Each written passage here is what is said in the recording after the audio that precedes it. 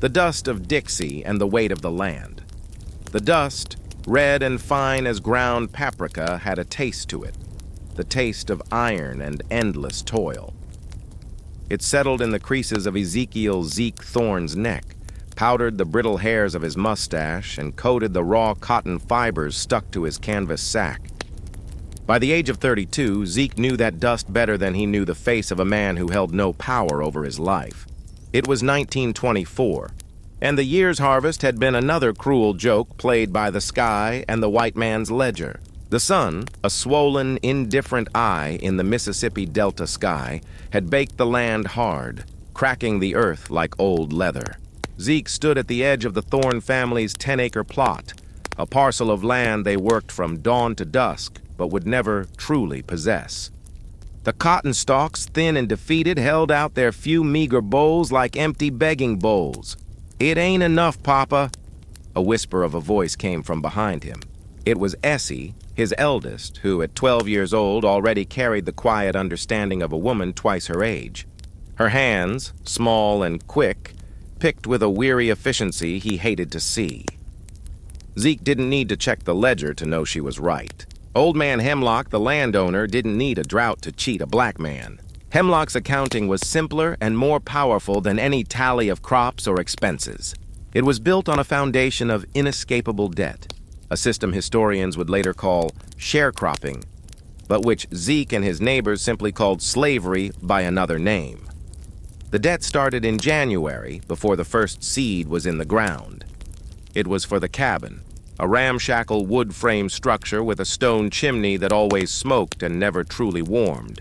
And the seeds, the fertilizer, the worn-out mule named Bess, and the high-interest credit at the Hemlock Plantation Commissary. Every bag of cornmeal, every yard of cheap cloth for Essie's dress, and every tin of kerosene was marked up on the ledger, until the starting number was a brick wall before the season even began. Zeke ran a calloused thumb over a faded photograph, tucked deep in the breast pocket of his overalls, a picture of his father standing on this very land, looking stern and hopeful.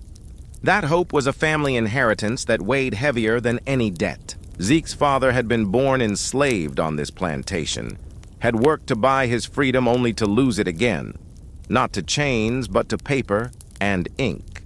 He had died whispering a silent wish, that Zeke would never know the cold dread of signing his mark on Hemlock's contract for another year.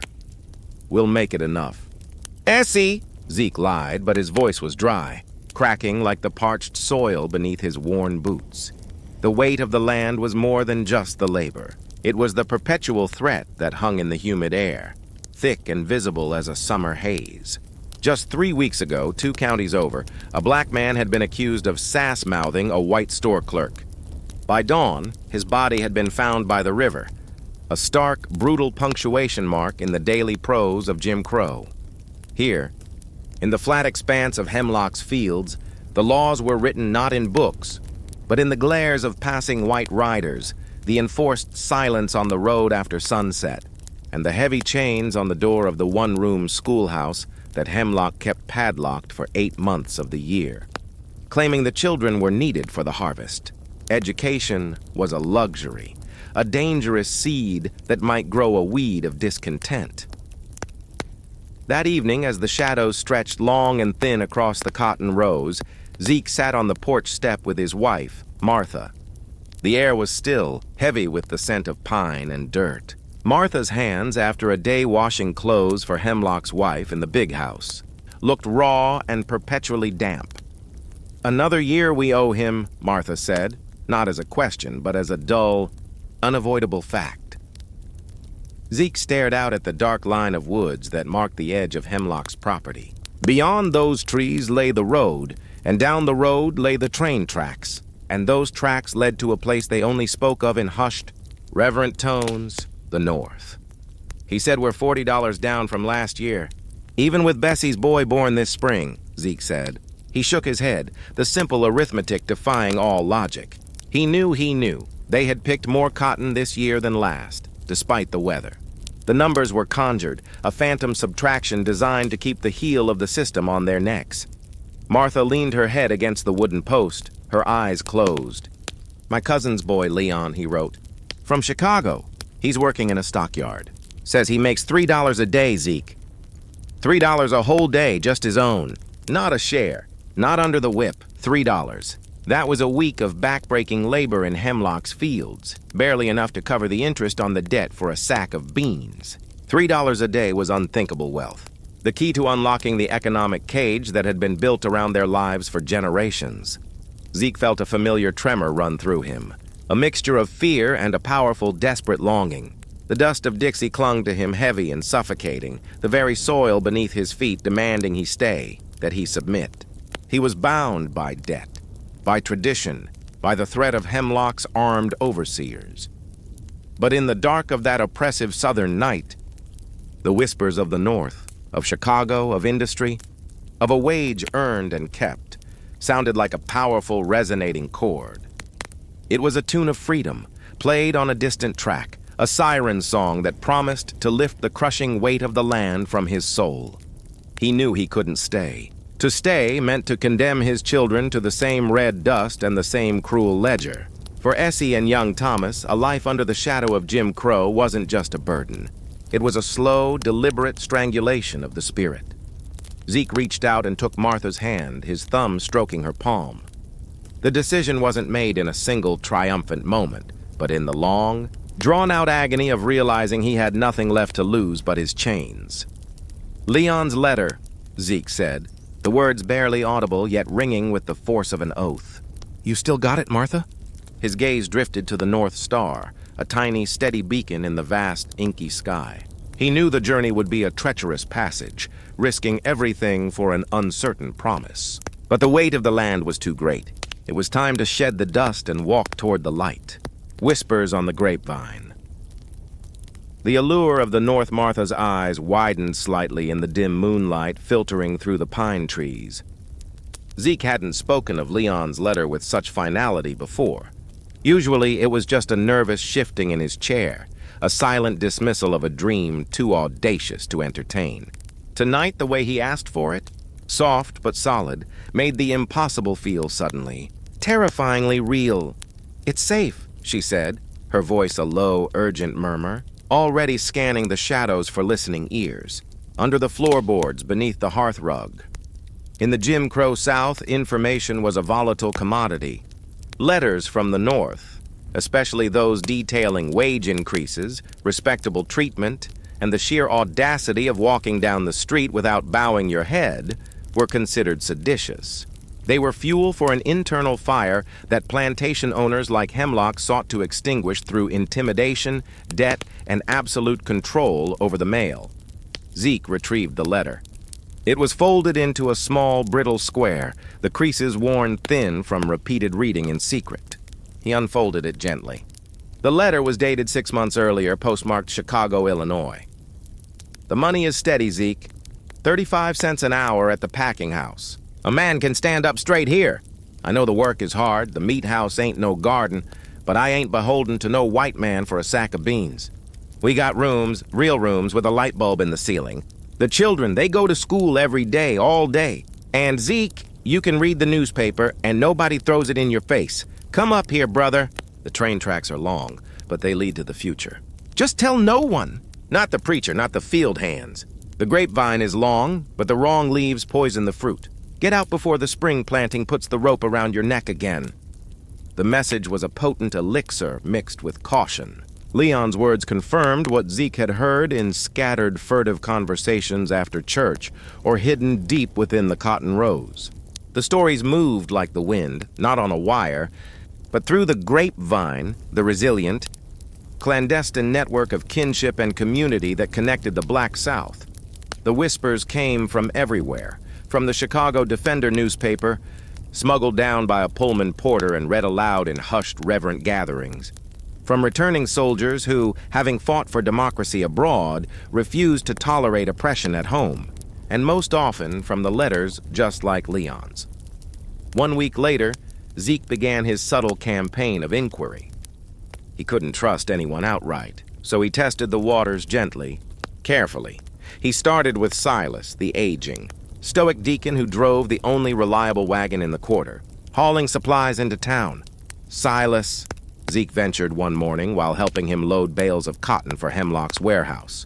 "Heard tell of a place up north, they call it Bronzeville." Silas stopped, his eyes, dark and sharp, darting toward the big house. He didn't speak immediately. He just spat a stream of dark tobacco juice into the dirt. "Names change," Silas finally muttered, his voice raspy. "But the road is still the road, and the North Star still shines in the same direction." That was Silas's confirmation. He wasn't advising the move, but he was acknowledging the reality of the grapevine. He had helped others leave. "The key was discretion. My cousin Leon in Chicago," Zeke pressed softly. "He says the jobs are plenty," Silas grunted, picking up the ropes again. "The war done that. Needs men. Steel mills, packing houses. The factories don't care what color your hand is long as it can lift. Hemlock ain't gonna tell you that. He needs you right here, chained to his dirt." The crucial detail came from a young man named Clem, a restless soul who worked the fields next to Zeke. Clem had a nervous energy and a deep resentment for Hemlock's overseer. "Mr. Judson, they ain't just leaving, Zeke," Clem whispered one afternoon, his eyes fixed on the horizon, not the cotton bolls. "They're running. Running from the boll weevil and the Klan." The boll weevil was a tiny beetle, but its effect on the cotton economy in the 1920s was catastrophic. It devoured the cotton crops, driving down prices and pushing impoverished sharecroppers even deeper into debt. For black farmers, the economic devastation was coupled with an explosion of racial terror. Clem spoke of the resurrected Ku Klux Klan, whose white-robed figures rode through the night. Their violence not always aimed at lynching, but at systematic terror, burning churches, destroying property, and ensuring no black man dared to buy his own land or demand a fair wage. "My sister, she's in Detroit," Clem continued, his voice tight with suppressed rage. "Says a man can call the police up there. Doesn't mean they'll help, but he can call them. Down here, the police are the Klan." This was the complex allure of the North. It wasn't a perfect heaven, but a place where the conditions of struggle were different, where the sheer existential threat of sudden violence was lessened, and where economic life was divorced from the plantation economy. It was the lure of agency, the chance to choose one's own master, or better yet, choose no master at all. Zeke spent his nights now sketching out the logistics. The train ticket alone for Martha and the two children, Essie and Thomas, would cost nearly $50. A king's ransom. Hemlock's debt, currently at $40 down, had to be cleared, or at least strategically abandoned. If he and Martha simply ran, Hemlock would call the sheriff and invoke the enticement laws, which allowed landowners to pursue and arrest black workers who broke contract while still in debt. They would have to leave immediately after the Christmas settlement, the only time of year when Hemlock officially declared their balance. Even then, the debt always seemed to grow. "We need money outside the system," Zeke told Martha one chilly evening by the hearth, the fire low. Martha pointed to a small, heavy jar hidden in a crawl space. This was the Sunday money, wages earned from extra work Zeke performed on Sundays, hauling wood or fixing fences for a white farmer Hemlock didn't know, work done for cash only. It was a risky act of defiance, saving hard currency but essential. "It's $19.42, Martha whispered, a triumphant pride in her eyes. Essie helped. "She sells the eggs, $19. It felt like nothing, yet it was their lifeline, their declaration of independence. It was not enough for 4 train tickets, but it was a down payment on a dream. The plan began to form, rigid and fraught with danger. Zeke would take the first train out immediately after the New Year settlement, using the Sunday money and some of Leon's promised funds.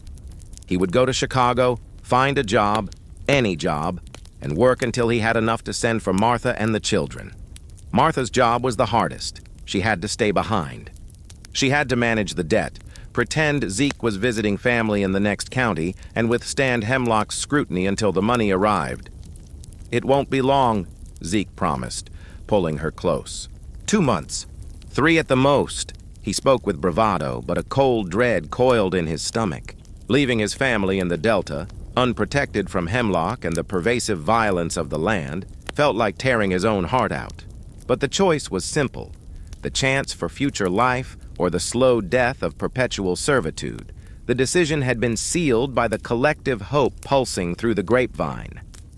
The voices of those who had already gone, Leon, Clem's sister, the nameless millions who dared to hope, had created a current too strong to ignore. Zeke Thorne, the sharecropper chained to the soil, was becoming a migrant, a voyager on the secret river flowing north. He just needed the final word from Hemlock's cruel ledger to mark his true departure. The point of no return. A silent farewell. The new year arrived. Not with the sound of celebration, but with the dry, rasping cough of Old Man Hemlock. The annual settlement meeting, the most dreaded day of the year, was held on the 2nd day of January, a cold, brittle morning. The air in Hemlock's office, located in the dark, dusty wing of the big house, was thick with cigar smoke and the scent of old leather. Zeke stood before Hemlock's massive mahogany desk, his hat held tight in his hands, his spine intentionally straight. Hemlock, a man whose prosperity was measured in the poverty of others, peered over his wire-rimmed spectacles at a heavily bound ledger. The book was the true master of the Thorne family. Thorne, Hemlock rasped, licking a dry, yellowed thumb as he flipped the pages. Your final tally. A sorry crop this year. The weevil did its work in that drought. God's judgment, I reckon. Zeke knew better than to argue about God or the weevil. Yes, sir, Mr. Hemlock, we picked every last bowl. Martha, too. Well, you worked hard, I'll grant you that. Hemlock paused, the silence stretching like a taut wire. He tapped the ledger with a fingernail. Your total debt for the year, including seed, mule feed, credit for the woman's doctor visit, and interest, $142.10. Your cotton share, sold at my market rate, $102.10. That leaves you, Zeke, precisely $40 in the hole. The number was a familiar, crushing weight. $40. The same deficit as last year, and the year before that. The number was always designed to be just large enough to forbid freedom, yet small enough to offer the false hope that next year, if he just worked harder, he might break even. $40? Sir, Zeke repeated, trying to keep the tremor from his voice. Which, of course, rolls over to the new year with interest compounding. Now about that new contract. You'll be taking the back 10 acres again, though I'm only lending you Bess this year. She's aging out. Sign here, Zeke. Hemlock pushed a piece of paper across the desk, and next to it, the stump of a pencil. This was the moment, the point of no return. Signing meant another year trapped, another year under the perpetual threat of Judson's lash and Hemlock's ledger. Not signing meant immediate danger. Breaking contract while in debt was a criminal offense in Mississippi, punishable by arrest, forced labor, peonage, and worse. Zeke swallowed hard, looking not at the paper, but at the white man's condescending eyes. Mr. Hemlock, Zeke began, his voice surprisingly level. I'm thankful for the chance you gave us. But my wife's kin in North Carolina, they've asked for me. Her elderly aunt is sick, needs help with the farm. I can't rightly refuse family duty, sir. Hemlock's face, which had been benignly paternal, hardened instantly. His eyebrows lowered into a single white ridge. Family duty? You got duty right here, boy. That's foolish talk. You owe me $40. And you owe me a contract. Where you think you're going? Running off like some field hand? Just for a few months, Zeke insisted, forcing a look of desperate, honest pleading. Long enough to get her aunt settled. I'll send money back to Martha to cover the debt. And I promise I'll be back for the planting season, I give you my word. Hemlock leaned back, his chair creaking. He studied Zeke, suspicion replacing annoyance. Planters didn't trust promises. They trusted debt. Zeke's desperation was too smooth, his plea too rehearsed. You're talking about enticement, Thorne. That's a serious crime. You leave this plantation with my $40 on your head, and I'll have the sheriff put a warrant out. You think the law stops at the state line? They'll drag you back, and you'll spend a year working off that debt on the chain gang. And I'll put Martha and those children right back in the field. The threat was absolute. The final, inescapable chain of the system. Zeke knew he couldn't leave Martha to face Hemlock's wrath alone. No, sir, Zeke said quickly, the facade of a temporary trip cracking. He reached into his pocket and pulled out the small sack containing their Sunday money, the $19.42. He also produced a $20 bill, crumpled and slightly damp. It was the money Leon had sent back in an anonymous envelope hidden inside a church bulletin. Zeke placed the money, $39.42, on the desk. "This ain't for the debt." "Sah," Zeke said, his heart pounding a frantic rhythm against his ribs. "I know I owe you 40. This is for a severance, sah, for breaking the contract. A penalty. You keep the few crops we left, you keep the mule for another man. I'm asking you to call this close enough to even... I'm leaving the South, sah. I won't be coming back." The pure, unadulterated declaration of intent hung in the air. A shocking act of defiance. Hemlock stared at the pile of bills, then at Zeke. $40 was nothing to Hemlock. But the principle, the loss of a good worker, the challenge to his authority, was everything. Hemlock took a long, slow drag from his cigar. He finally swept the money into a desk drawer with a contemptuous wave of his hand. "Go on then, you fool. Go freeze your black hide off in that city. But you come back here, Zeke, and you're... mine. And I'll tell you something, boy. The North ain't a promised land. They'll chew you up and spit you out just the same, only they won't call you boy up there. They'll just let you starve." The dismissal was brutal, but it carried an unimaginable gift. No warrant. Zeke had broken the chain, not completely, but enough to flee. He had bought his ticket with $40 and an admission of irreversible failure. A transaction that protected Martha. Zeke nodded once, a quick deferential motion he felt no obligation to honor. "Thank you, sir, and bless your heart." He turned and walked out, not running, but moving with the disciplined pace of a man carrying a fragile, precious load. That night, the small, dim cabin was silent. No one lit the kerosene lamp. The children, Essie and Thomas, who was only 5, were put to bed early. They knew something immense was happening. Their parents' tension was a palpable, frightening presence.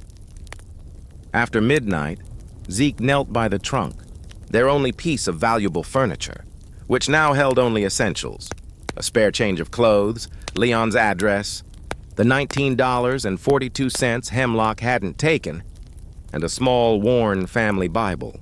Martha stood over him, holding a small cloth bundle. "I packed you a piece of this year's smoked ham. And corn pone. It'll last you 2 days."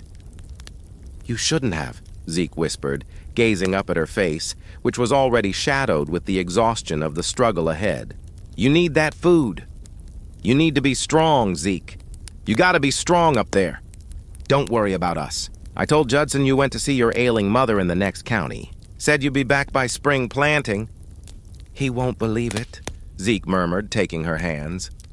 "He believes what he wants to believe," Martha said, her voice firm. "He believes you'll come back because men like you always do. We'll be fine. We got the roof, we got the garden. We just need that first money order." They held each other then, a long, desperate embrace that had to communicate months of separation, years of hope, and the full gravity of the gamble they were taking.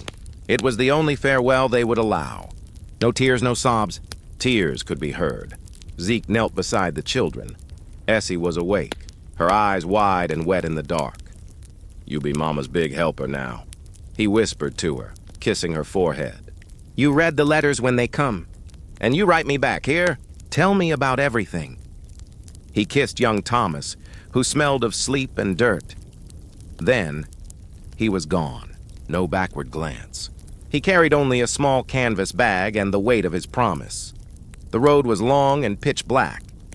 He walked 10 miles to the next depot, away from Hemlock's territory.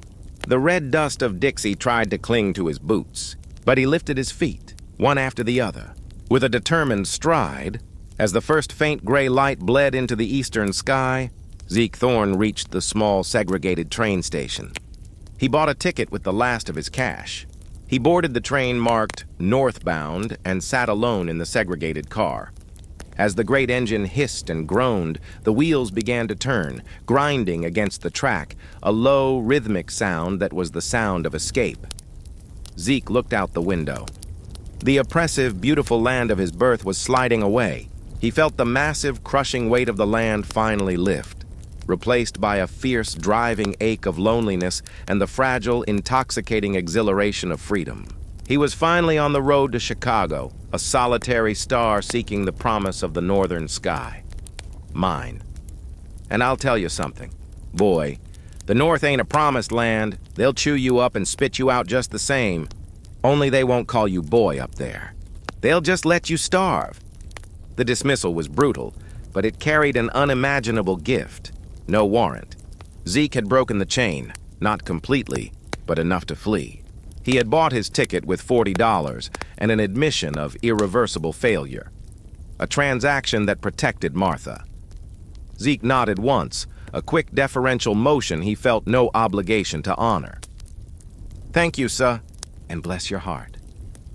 He turned and walked out, not running, but moving with the disciplined pace of a man carrying a fragile, precious load. That night, the small, dim cabin was silent. No one lit the kerosene lamp. The children, Essie and Thomas, who was only 5, were put to bed early. They knew something immense was happening. Their parents' tension was a palpable, frightening presence. After midnight, Zeke knelt by the trunk, their only piece of valuable furniture, which now held only essentials: a spare change of clothes, Leon's address, the $19.42 Hemlock hadn't taken, and a small, worn family Bible. Martha stood over him, holding a small cloth bundle. "I packed you a piece of this year's smoked ham. And corn pone. It'll last you 2 days." "You shouldn't have," Zeke whispered, gazing up at her face, which was already shadowed with the exhaustion of the struggle ahead. "You need that food. You need to be strong, Zeke. You gotta be strong up there. Don't worry about us. I told Judson you went to see your ailing mother in the next county. Said you'd be back by spring planting." "He won't believe it," Zeke murmured, taking her hands. "He believes what he wants to believe," Martha said, her voice firm. "He believes you'll come back because men like you always do. We'll be fine. We got the roof, we got the garden. We just need that first money order." They held each other then, a long, desperate embrace that had to communicate months of separation, years of hope, and the full gravity of the gamble they were taking. It was the only farewell they would allow. No tears, no sobs. Tears could be heard. Zeke knelt beside the children. Essie was awake, her eyes wide and wet in the dark. "You be Mama's big helper now," he whispered to her, kissing her forehead. "You read the letters when they come. And you write me back, here? Tell me about everything." He kissed young Thomas, who smelled of sleep and dirt. Then, he was gone, no backward glance. He carried only a small canvas bag and the weight of his promise. The road was long and pitch black. He walked 10 miles to the next depot, away from Hemlock's territory. The red dust of Dixie tried to cling to his boots, but he lifted his feet, one after the other, with a determined stride. As the first faint gray light bled into the eastern sky, Zeke Thorne reached the small segregated train station. He bought a ticket with the last of his cash. He boarded the train marked northbound and sat alone in the segregated car. As the great engine hissed and groaned, the wheels began to turn, grinding against the track, a low, rhythmic sound that was the sound of escape. Zeke looked out the window. The oppressive, beautiful land of his birth was sliding away. He felt the massive, crushing weight of the land finally lift, replaced by a fierce, driving ache of loneliness and the fragile, intoxicating exhilaration of freedom. He was finally on the road to Chicago, a solitary star seeking the promise of the northern sky. More importantly, the mood in the car shifted.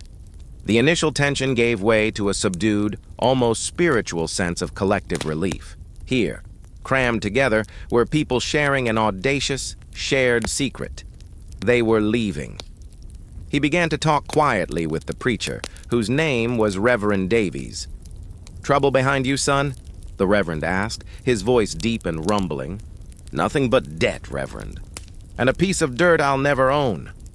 Reverend Davies nodded slowly, his eyes reflecting the passing scene. "The white man's greatest sin ain't hate, Zeke. It's the arrogance to think they own the labor of another man's hands. You leaving that system. That's a biblical journey, boy. That's Exodus." The Reverend pulled out a worn Bible. But instead of reading scripture, he pulled out a folded newspaper, a rare, precious copy of the Chicago Defender. "This here is the gospel of the North," the Reverend whispered. "We pass it hand to hand. They call for us to come up here. Say the factories need us. Say a man can have a union card." The paper, with its bold headlines aimed directly at black readers, told tales of opportunity. Thousands more needed in Chicago stockyards. "And vote in the Windy City." It spoke of the vibrant social life of the North, of black businesses, black doctors, and black political power. For Zeke, who had been barred from voting and denied basic medical care by Hemlock's commissary, these were not just news articles. They were a prospectus for a life he had never believed possible. He learned more from the young woman with the baby, whose name was Clara. She was heading to Detroit to join her brother, who worked at an auto plant. "My husband," she said, her eyes distant. "He got tired of stepping off the sidewalk for a white boy. He said he'd rather freeze his toes in a northern winter than sweat under a Klan hood." Clara recounted how her husband had been forced into a confrontation over a perceived slight, and fearing lynching, he had to flee almost instantly. The threat of violence, Zeke realized, was the final and most powerful push factor. It didn't just motivate, it mandated flight. As the train rattled across the Ohio River, a collective physical sigh seemed to pass through the car. They were truly north now. The sense of imminent personal peril began to subside, replaced by the acute awareness of the unknown. At the Cincinnati station, the car emptied out briefly. Zeke stepped onto the platform and took a deep breath. The air smelled different, cleaner, sharper, carrying the tang of industry and cold. He noticed things he'd never seen before. White men and women shared the platform, moving swiftly, preoccupied with their own lives. He saw a young black man wearing a tailored suit and polished shoes, consulting a pocket watch with an air of professional importance. He wasn't carrying a hat in his hand. He wasn't bowing. It was a small, seismic realization. The social code of the South was a heavy garment. Up here, it was simply gone. Zeke didn't have to flatten his shoulders or soften his eyes. He could simply be. He felt an unfamiliar lightness, a thrilling, terrifying freedom of self. But the fear of the North, the warning Hemlock had spat at him, began to settle in. The allure of the North was the promise of a job. But the fear of the North was the unknown landscape of a new struggle. On the final leg, traveling across Indiana toward Chicago, the preacher offered him a stark truth. They got their own kind of color line up there. Zeke, it ain't written on every water fountain, but it's written on the job signs, on the rental agreements. They won't call it Jim Crow, but they'll make sure you know your place. You're trading King Cotton for King Industry. The Reverend spoke of the competition for factory jobs, the low wages for black workers compared to white workers, and the difficulty of finding housing outside the cramped, segregated neighborhoods. He warned Zeke that money sent south often meant going hungry north. You gotta hustle, Zeke. You gotta be twice as good, twice as quiet. And you can't trust the welcome mat they lay out for labor. Zeke listened intently, storing the warnings alongside the hope. He had left the visible, immediate peril of the plantation for the invisible, systemic peril of the city. He accepted the exchange. In the South, his failure was guaranteed. In the North, his success was possible. Finally, after 2 days and 2 nights of relentless, rattling motion, the train began its final approach. The open fields dissolved into a bewildering maze of dense, grimy buildings. The sight of smokestacks spewing dark plumes into the pale sky was overwhelming. As the train pulled into the massive, echoing hall of the station, likely the Illinois Central Depot, though Zeke couldn't know the name, the sheer volume of the city hit him. The clang of streetcars, the ceaseless bellowing of vendors and porters, the cacophony of 1 million people rushing to places he didn't know. He stepped off the train, his legs shaky, the red dust of Dixie finally shaken free. The raw, cold air of Chicago hit his face, and for the first time, Zeke Thorne was in a world where his skin color was not the first, last, and only determinant of his humanity. It was a dizzying moment of cultural shock and sheer exhilaration. He was just one man among hundreds pouring out of the train, carrying meager bundles and monumental expectations. He was a piece of the Great Migration, one human vector of change who had exchanged the weight of the land for the burden of a brand new, terrifying freedom. Zeke pulled his coat tighter, adjusted his hat, and smoothed the crumpled address of his cousin Leon in his pocket. The city stretched before him, an unforgiving promised land. Welcome to Bronzeville, the shock of the city. The Illinois Central Depot was not a welcoming place. It was a cathedral of chaos. Zeke emerged from the train car and was immediately swallowed by the tide of the city. The noise was a physical thing, a perpetual roar made of clanking steel, shouted orders, and the incessant high-pitched ringing of electric streetcars. He felt a sudden, profound disorientation. Back in Mississippi, silence was oppression. Here, the noise was liberty, but liberty delivered with a painful slap. He clung to his canvas bag, his senses overwhelmed. The sheer concentration of black faces was astonishing. Men in long coats and caps rushed past, carrying briefcases, not cotton sacks. Women in fashionable modern dresses hurried by, wearing hats and gloves, their gait purposeful. He saw black policemen, black railway porters with impeccable uniforms, and black newspaper vendors hawking the Chicago Defender with booming, confident voices. This was not the South. There were white people everywhere, too, but they were no longer the sole source of authority or fear. Here, black people commanded, worked, and existed with an ownership of public space that was dizzying. Zeke found his way to a side door and managed to hail a taxi, a shocking extravagance that swallowed a precious 25 cents.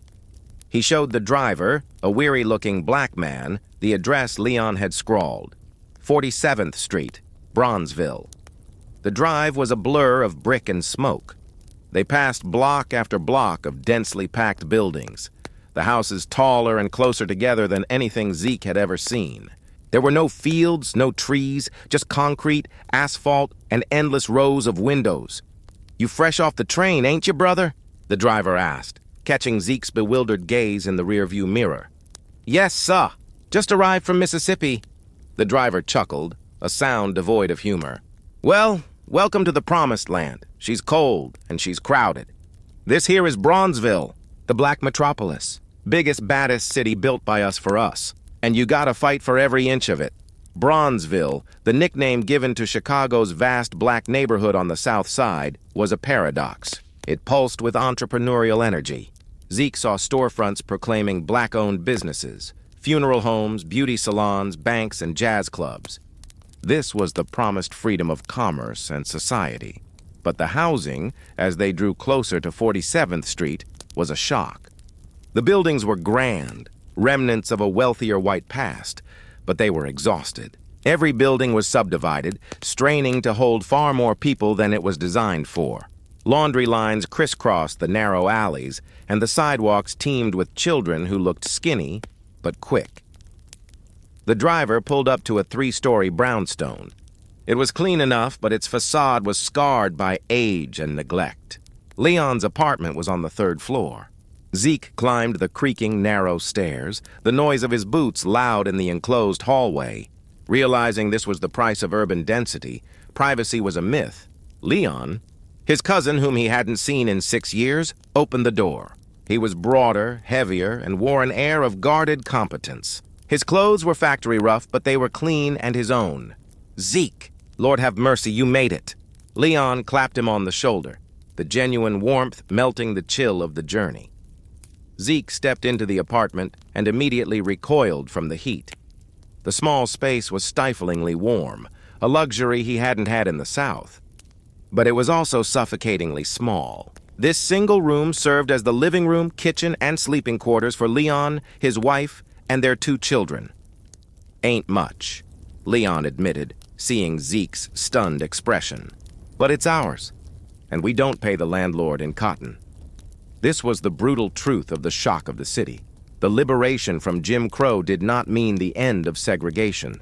It simply meant being packed into one of the most overcrowded, underserviced, and expensive sections of Chicago, where rapacious landlords, both black and white, charged exorbitant rents, knowing the migrants had nowhere else to go.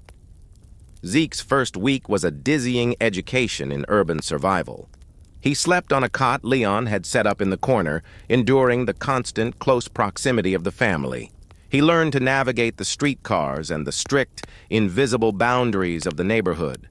The biggest challenge was the job hunt. Leon immediately took him down to the Union Stockyards, an industrial city of mud and blood where thousands worked. The air was thick with the stench of slaughterhouses, a grim, metallic smell that made Zeke gag at first. "Don't let the smell chase you, Zeke," Leon advised, wiping sweat from his brow. "This is where the money is." The foreman, a heavy-set white man with a perpetually grease-stained apron, looked Zeke up and down with indifference. He didn't ask about his past, his debts, or his morals, only his strength. "Line 5, hog kill," the foreman barked. 30 cents an hour. Don't slow down, or I'll find someone who won't. Zeke started work the next day.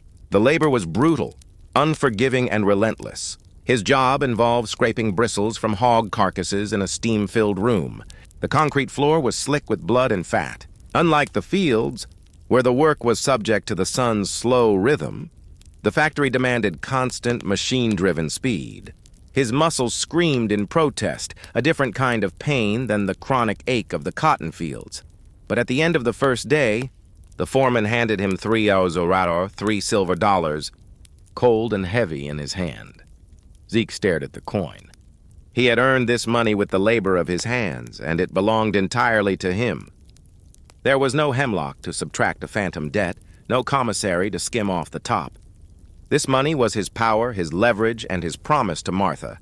He worked 6 days that week, earning 18 $. He paid Leon 5 $, for board, a clear, transparent transaction. He bought a warm, inexpensive wool cap to guard against the brutal Chicago winter that was beginning to bite. On Sunday, he walked down to State Street, the commercial spine of Bronzeville, and saw the promise the defender had boasted about. Black families, dressed in their finest, paraded down the street, filling the churches, the theaters, and the restaurants. He stood outside the Vendome Theater, listening to the syncopated, electrifying rhythm of a jazz band spilling out of the doorway. It was music of fierce joy and deep sorrow, a complicated sound that mirrored his own complicated emotions. This was the culture that grew in the crowded conditions, a rich, defiant flowering of life. Zeke was no longer a sharecropper. He was an industrial wage earner. He was no longer a subject. He was a resident, but his freedom was narrow, constrained by the confines of Bronzeville and the low wage of the stockyard. He felt a constant, gnawing guilt about the family he had left behind. Every minute he spent warm in Chicago was a minute Martha spent cold under the shadow of hemlock. He had to get the money to her. The sooner the better.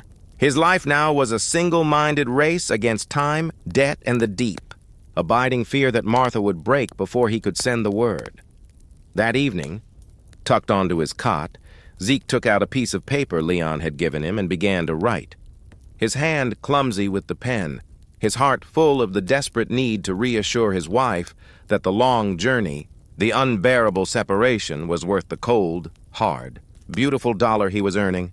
"Martha, my dearest love, I am here. It is hard, but it is real. I saw a Negro policeman today. He wore a badge. I promise you the sun shines different up here. I'm sending the first money next week. Tell Essie to keep reading. Tell Thomas I love him. The road is long, but it ends here." The shock of the city was wearing off, replaced by the grim determination of the northern hustle. The freedom was real, but it was earned not with soft ground and sun, but with grit, soot, and the sweat of his brow in the relentless rhythm of the machine. The northern star was visible, but it was still a long, hard climb. The sound of opportunity, factories, jazz, and the hustle. The stockyard was a hell of noise and steam, yet to Zeke, it sounded like opportunity. His station on the hog kill line was a lesson in industrial efficiency, a stark, brutal contrast to the natural rhythm of the cotton field. Here, the work was dictated by the churning machinery, a relentless mechanical pulse that demanded conformity. Zeke quickly learned the cost of slowing down. A moment's distraction, a flicker of thought toward Martha or the children, meant the foreman's shout, a threat of dismissal, or worse, a dock in his pay. The foreman, a hardened white man named O'Malley, didn't care about the drought, the boll weevil, or the weight of the land. He cared only about the pounds of hog scraped per hour. Zeke's hands, once adept at the delicate plucking of cotton and the steady handling of a plow, grew raw and thick from scrubbing fat and bristles. He worked 10 hours a day, 6 days a week, the hours bleeding together into a monotonous cycle of grime, metallic air, and physical exhaustion. But every 2 weeks, the pay envelope, sealed and crisp, contained the irrefutable truth of his freedom. $36. After paying Leon for room and board, and after buying a few essentials, the majority went straight into the money order. This was the hustle, the hard, grinding reality of the northern industrial economy. It was not gentle, but it was fair in its own cold, mechanical way. He gave his labor, and he received his wage. There was no hemlock standing between him and his earnings. The freedom he'd sought wasn't in leisure. It was in the ownership of his sweat. The money orders became Zeke's lifeline, his concrete act of love and commitment. He would walk to the Bronzeville post office, a place of dignity and bustling efficiency run by a black postmaster, and send $15 a roller back to Martha. Each money order was a hammer blow against the debt Hemlock claimed, and a step closer to 2 more train tickets. The sound of opportunity wasn't just in the factory whistle. It was in the music. After the darkness of the stockyard, the vibrant, glowing heart of Bronzeville offered a necessary counterpoint. Zeke would sometimes join Leon on Saturday nights at a small, crowded club on State Street called the Rhythm Den. It was here he discovered the second, more intoxicating layer of his new life: jazz. The air inside was hot, smoky, and electric. The music was a wild, complex collision of joy and melancholy, a sound born in the South, shaped by the migration, and perfected in the North. It was the music of defiance. The musicians played with a frantic, inventive energy Zeke had never heard before. The cornet player, a lean man named Sweetwater, improvised melodies that soared and dipped like a kite caught in a gale. The rhythms were fast, syncopated, and unpredictable. "That's the sound of the city, Zeke," Leon yelled over the din, grinning wide. "It ain't marching music. It's freedom music. It's what we built when we traded the field for the factory floor. It says, 'I'm here, I'm loud, and I can be anything I want.'" Zeke found himself listening, not just to the notes, but to the message. The music was disciplined yet spontaneous, structured yet wild. It was the oral equivalent of his own life now, a rigid structure of factory work overlaid with the spontaneous, risky freedom of living life on his own terms. The clubs weren't just for entertainment, they were the social engine of the black metropolis. Here, Zeke met other migrants from Georgia, Alabama, and the Carolinas. They were all stitched together by the shared trauma of the journey and the shared hope of Chicago.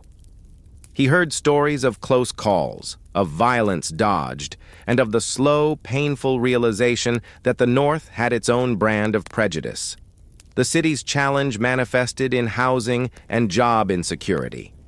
While Zeke had his job, the white-owned packing company made it clear he was expendable. The factory floor was a tight labor market, and competition was fierce, especially between black migrants and newly arrived white immigrants. One freezing morning, Zeke arrived to find a notice posted: "Wages reduced 10 cents per hour due to market conditions." The pay drop from 30 cents to 20 cents an hour was a devastating blow. It meant an immediate reduction in the money he could send to Martha. "They do this every spring," Leon explained, his face grim. "Right when the rush dies down and they know folks are desperate. They cut our wages, but they don't cut the rent. It's the northern hustle, Zeke. They squeeze you until you organize." The word organize hung heavy in the air. The preacher on the train had warned him. Talking about organization, about a union, was dangerous. It risked his job, and losing his job meant condemning his family back south. Zeke found his own quiet way to hustle. Using his steady income as collateral, he found a cleaner, marginally larger room in a boarding house run by a strict but kind woman named Mrs. Avery. It was still cramped, but it offered the dignity of a slightly separate space. He began working a second job on Sunday afternoons, sweeping and cleaning up after the musicians at the Rhythm Den. The few extra dollars went straight into the secret fund for the train tickets. His days were now a punishing schedule.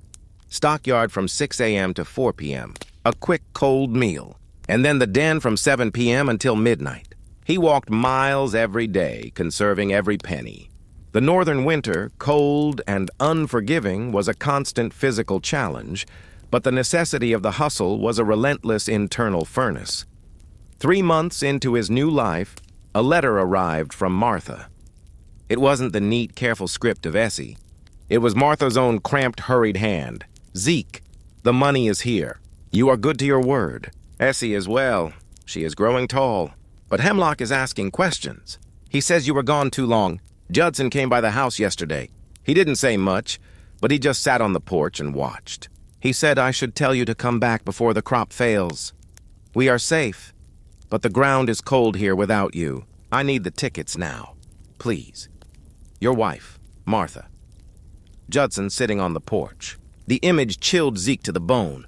Hemlock was applying pressure, a quiet, psychological intimidation designed to make Martha break and summon Zeke back, or simply break entirely. The weight of the land was reaching out across state lines. The time for cautious saving was over. Zeke counted his hidden money, $28 in cash, plus the $30 he expected from his next paycheck. That was $58. He needed another $45 for the 2 train tickets, enough for Martha and Essie. Young Thomas, being under 5, could ride free on the lap of his mother, a small mercy of the railroad. Zeke went to Leon. He laid out the money and the letter. "I need 45 more. Leon, now I can't wait 2 more pay cycles. Hemlock's men are watching them." Leon looked at the money, then at the letter, and finally at Zeke, his eyes full of the understanding of shared struggle. He didn't hesitate. He walked to a cupboard, pulled out a tightly wrapped wad of bills he'd saved for a new suit, and peeled off 2 20s and a 5. "This is for freedom." "Cousin," Leon said, placing the bills in Zeke's palm. "Pay me back when you can. You get them up here. Get them out of that dust." Zeke stared at the money, the tangible evidence of Leon's sacrifice. It wasn't just money. It was trust, solidarity, and the powerful unseen capital of the Great Migration. He immediately sent a letter to Martha. "The money is coming. The tickets are coming. Be ready." The sound of opportunity, Zeke realized, was not just the factory's relentless thrum or the jazz band's joyful cry. It was the silent, echoing sound of an empty train car ticket, waiting for a family to climb aboard. New foundations, community, church, and the ballot box back in Mississippi. The small, brittle envelope containing the 2 train tickets arrived like a declaration of war. Martha felt a surge of desperate energy as she slipped the paper beneath the loose floorboard. She was no longer waiting for salvation. She was preparing for flight. Hemlock's overseer, Mr. Judson, had intensified his pressure. He was a silent, menacing presence, often riding his horse past the cabin, his gaze lingering on Martha and the children. His presence was a constant reminder that the weight of the land was political as well as economic. It was rooted in the planters' expectation of obedience. Martha, guided by Zeke's letters and her own fierce determination, played the part of the dutiful wife. She told Judson that Zeke was delayed by his mother's worsening illness, but would surely return to plant the spring crop. The real challenge was the children. 12-year-old Essie, already burdened by her mother's secrets, understood the gravity of the situation. 5-year-old Thomas, however, asked about his papa daily. "When we gonna ride the big iron horse, Mama?" Thomas would ask, mimicking the sound of the train from their games. "Soon, baby." "Very, very soon," Martha would promise. The day of departure was chosen with meticulous care. It was a Tuesday, late morning, the hour Judson usually rode to the far side of the plantation. Martha told her few neighbors that she was taking the children to the next county for a cousin's baptism, a common innocuous excuse. They carried only what they could wear and a single heavy sack of food. The most important item was the family Bible, tucked inside which were the 2 precious train tickets and Leon's full address. Martha kissed the dusty, warped wood of the cabin door, the site of so much struggle, a final, definitive goodbye. The walk to the distant depot, 10 miles, just as Zeke had done, was a silent ordeal. Martha clutched Thomas's hand fiercely, while Essie walked beside them, her eyes darting nervously into the woods. They did not slow, did not look back. They were simply a moving stream of humanity, fleeing a hostile landscape. They boarded the train in the same segregated car Zeke had used. The atmosphere, however, felt tenser. Whispers circulated about a recent incident in Alabama where a group of migrants had been detained by the railroad police. Fear coiled in Martha's stomach like a snake. Every time the train stopped in a small southern town, she pulled Thomas close, covering him with her shawl, praying silently for the journey to continue. The children, sensing their mother's fear, remained quiet. Essie, clutching the worn Bible, stared out the window, watching the cotton fields, the only life she had ever known, recede into the horizon. She understood that every mile was a footstep toward her future and away from her past. The true relief came, just as Zeke had experienced, when they crossed the Ohio River into Indiana. The sun felt the same, but the air felt different, unregulated, unowned. The fear that had been an organ in her body, heavy and constant, began to dissipate. When they finally arrived at the Illinois Central Depot, the noise and confusion were deafening. Martha felt instantly overwhelmed, a small rural woman lost in a canyon of steel and brick. Then, through the crowd, she saw him. He was thinner than she remembered, his face lined with the exhaustion of the stockyard. But he stood tall, his posture not bowed, his hat in his hand only out of respect, not subservience. "Zeke," she cried, the name breaking free from months of silent yearning. The reunion was not one of loud celebration, but of desperate, tight clinging. Zeke held Martha, his hands tracing the curve of her back, assuring himself she was real. She was safe. He knelt and embraced his children, his face buried in Thomas's small, cold coat. "We made it, Papa," Essie whispered, her voice trembling. "Yes, baby," Zeke choked out. "We made it home." The community and the church Zeke quickly moved his family into the single, slightly larger room he had secured in Mrs. Avery's boarding house. It was still small, but it was theirs, and it was warm. The establishment of their new foundations began immediately. Martha, accustomed to the isolation of the plantation, was stunned by the vibrancy of Bronzeville's community. Their neighbors were not just fellow travelers. They were a network. Women shared tips on where to find the cheapest produce and how to stretch the weekly wages. The church became their spiritual and social anchor. They joined Pilgrim Baptist Church, one of the grand, bustling institutions that had grown with the Great Migration. Here the preaching was fierce and empowering, focusing on themes of dignity, progress, and political engagement, rather than the meek submission preached in the South.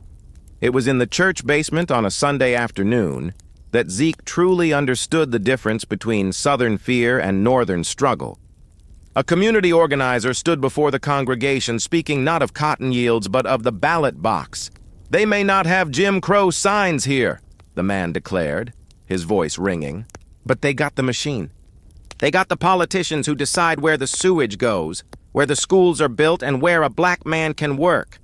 Your vote is your crop now. Your vote is the only thing that scares the man." Zeke looked at Martha. He remembered being threatened with violence for even discussing politics back home. Here it was a sermon, a public call to action. The ballot box and the next generation. The most profound change was in the children. Essie and Thomas started school, a modern brick building bustling with black teachers and hundreds of black students. Essie, who had spent most of her life in the cotton fields, devoured her lessons. She came home reciting poems and reading news from the paper, now easily accessible.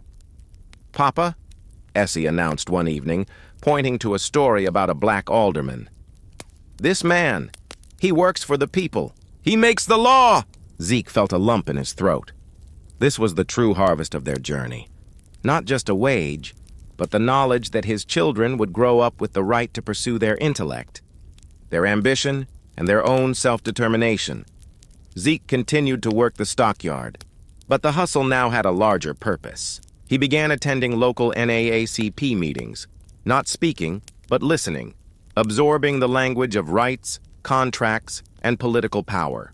He learned that in Chicago, the fight was not to escape the whip, but to secure equitable housing, fair wages, and political representation, a subtle but seismic shift in the nature of their struggle.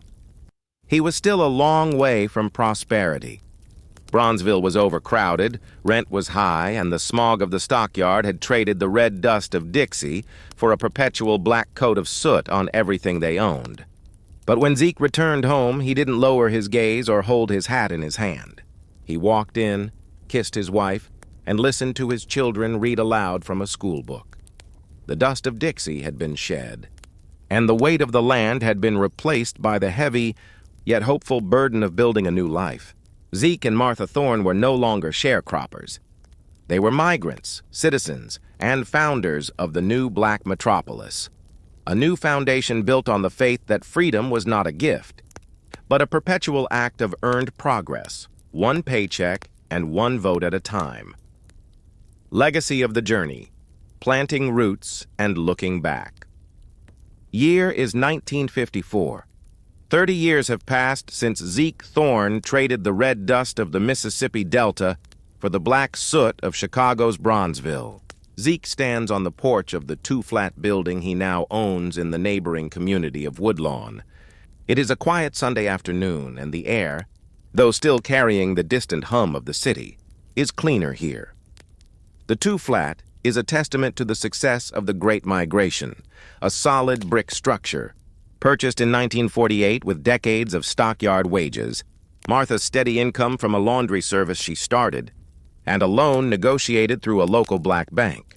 The property is their anchor, their proof that the gamble paid off. Zeke is 62 now. His hands are permanently stiffened by years of factory work, but his eyes, clear and sharp, hold the quiet satisfaction of a man who built his own world.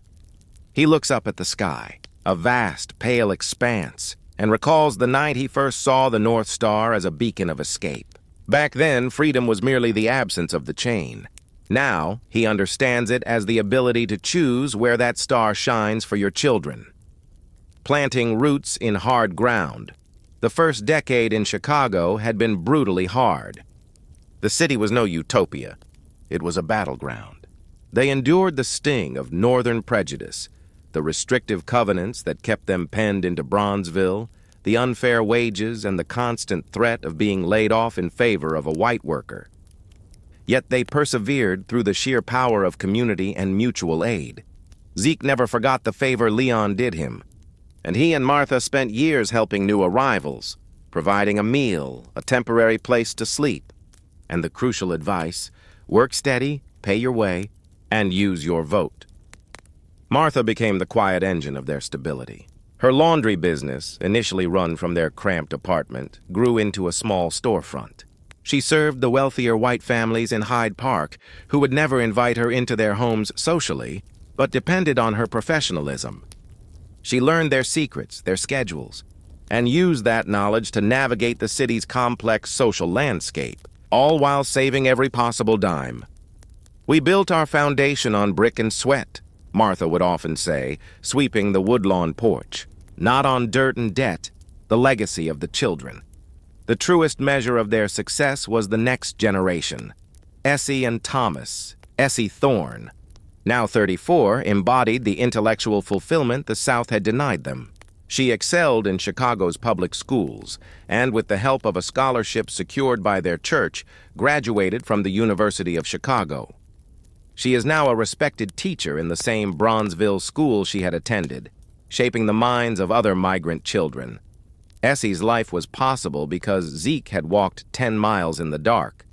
She would never have to calculate cotton yields against an unscrupulous ledger. Her ballot box was a powerful inherited tool.